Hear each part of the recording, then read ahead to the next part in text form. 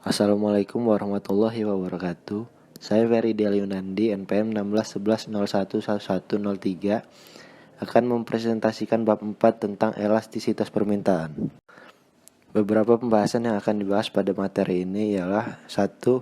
Definisi elastisitas permintaan, 2. Faktor yang mempengaruhi elastisitas permintaan, 3. Macam elastisitas, 4. Penggunaan elastisitas dalam pengambilan keputusan manajerial, dan 5. Jenis dan kurva elastisitas permintaan. Beberapa pembahasan yang akan dibahas pada materi ini ialah 1. Definisi elastisitas permintaan, 2. Faktor yang mempengaruhi elastisitas permintaan, 3. Macam elastisitas, 4. Penggunaan elastisitas dalam pengambilan keputusan manajerial, dan 5. Jenis dan kurva elastisitas permintaan.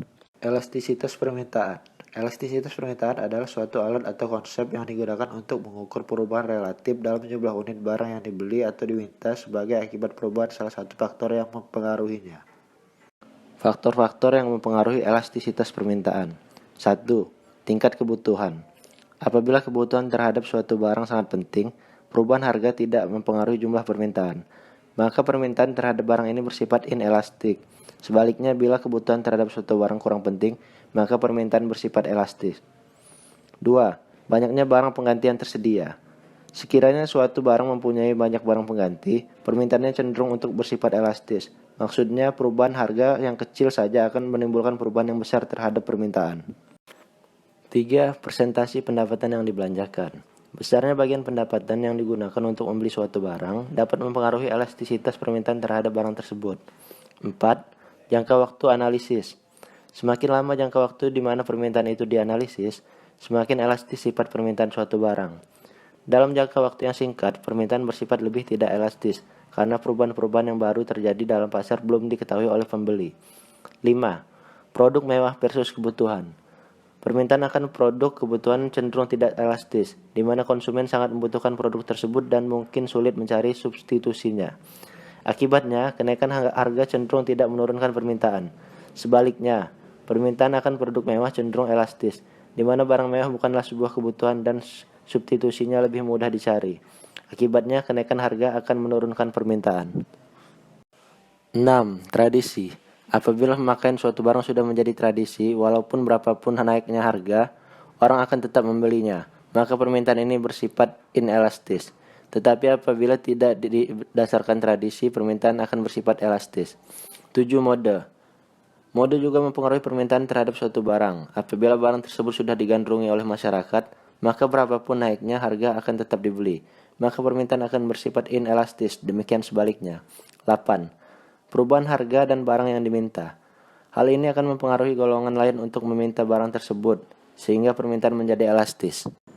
Selanjutnya ada 3 macam elastisitas. 1. Elastisitas harga, 2. Elastisitas silang, 3. Elastisitas pendapatan. 1. Elastisitas harga. Elastisitas harga dimanfaatkan untuk menentukan sifat permintaan suatu barang. Elastisitas harga dapat dibedakan menjadi 3. Yang pertama elastis, yaitu permintaan suatu barang bersifat elastis apabila elastisitas harga lebih besar dari 1. 2. Inelastis, yaitu permintaan suatu barang bersifat inelastis apabila elastisitas harga lebih kecil dari 1. 3. Elastisitas tunggal, uniter, yaitu permintaan suatu barang bersifat elastis tunggal apabila elastisitas harga sama dengan 1. Yang kedua, elastisitas silang. Elastisitas silang dimanfaatkan untuk menentukan sifat hubungan antar barang. Sifat hubungan antar barang dapat dibedakan menjadi 3. Yang pertama, barang substitusi, saling menggantikan, merupakan sifat hubungan antar barang dikatakan substitusi apabila elastisitas silang lebih besar daripada 0. Yang kedua, barang komplementer, saling melengkapi, merupakan sifat hubungan antar barang dikatakan komplementer apabila elastisitas silang lebih kecil dari 0, negatif. Yang ketiga, hubungan netral, merupakan sifat hubungan antara barang dikatakan netral apabila elastisitas silang sama dengan 0. Lalu yang ketiga, elastisitas pendapatan. Elastisitas pendapatan dimanfaatkan untuk menentukan suatu barang masuk ke dalam kelompok atau jenis barang apa. Jenis barang dapat dibedakan menjadi 3. Yang pertama, barang superior, barang mewah, adalah barang yang perubahan jumlah barang yang diminta lebih besar daripada perubahan pendapatan konsumen. Suatu barang dikatakan barang mewah apabila elastisitas pendapatannya lebih besar daripada 1. Yang kedua, barang inferior, adalah barang yang apabila pendapatan konsumen bertambah, maka jumlah barang yang diminta justru semakin berkurang. Suatu barang dikatakan barang inferior apabila elastisitas pendapatannya lebih kecil dari 0, negatif. Yang ketiga, barang normal. Kebutuhan sehari-hari adalah barang yang perubahan jumlah dan barang yang diminta lebih kecil dari perubahan pendapatan konsumen. Suatu barang dikatakan barang normal apabila elastisitas pendapatannya positif tapi kurang dari 1. Penggunaan elastisitas dalam pengambilan keputusan. Elastisitas dari penjualan perusahaan terhadap variabel yang berada di luar kontrol perusahaan juga sangat penting bagi perusahaan agar dapat merespon kebijakan perusahaan bersaing secara efektif dan merencanakan strategi perkembangan yang terbaik. Dan antara langkah-langkahnya, yang pertama mengidentifikasi semua variabel penting yang mempengaruhi permintaan produk yang ia jual. Yang kedua, mendapatkan estimasi efek marginal dari perubahan semua variabel tersebut terhadap permintaan. Lalu yang terakhir, menggunakan informasi estimasi untuk mengestimasi elastisitas permintaan dari produk yang ia jual terhadap semua variabel yang fungsi permintaan. Berikut adalah gambar dari jenis dan kurva elastisitas permintaan.